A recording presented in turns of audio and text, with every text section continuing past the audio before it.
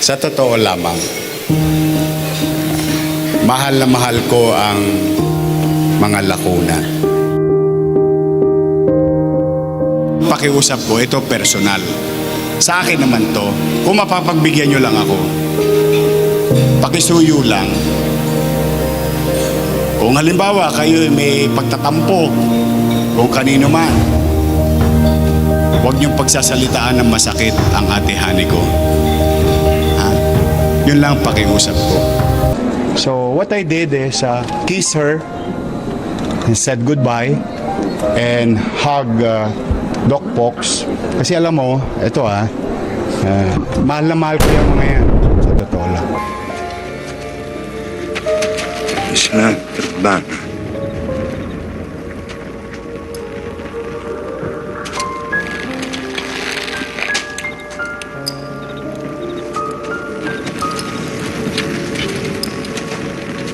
يهوذا أهل بارناش بنشاك.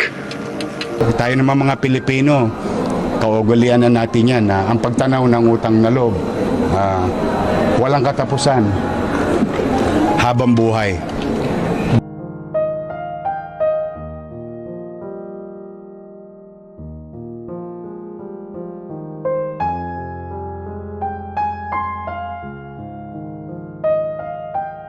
Dahil may utang na loob din naman ako sa taong bayan. Now, yung hinaing nila, yung sigaw nila, ito yung aming pasya today. Tinugong ko lang yung panawagan. Yes, sir.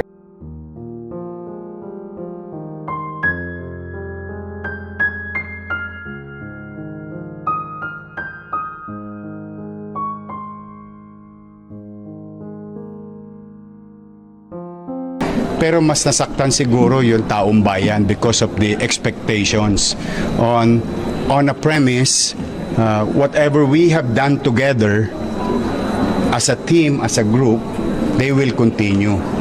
Siyempre siguro na frustrate ang taong bayan o anong tawag dyan, in a way, I don't want to use words as much as possible. Nowadays with Manila, Mayor Honey is continuing what we have started together. Because she was part of whatever transpired in Manila in the last 3 years. Yun, tuloy-tuloy pa rin. Magaganda yung mga development lately sa Manila. So I'm happy and I'm proud of her. I'm happy for the people of Manila, of course. Kaya ninais namin ni Mayor Honey Lacuna na kung ano ang natikman ng anak namin, siya namang matikman ng mga anak ninyo na mga batang Maynila. Kung bigyan ng diin ang pagsisikap ng ating minamahal na alkalde Honey Lacuna Pangan na matapos ang proyektong ito. Akin namang ipinagmamalaki, no?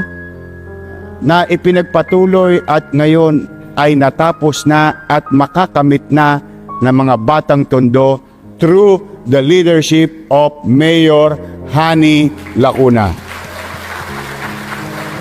I don't want to use words as much as possible.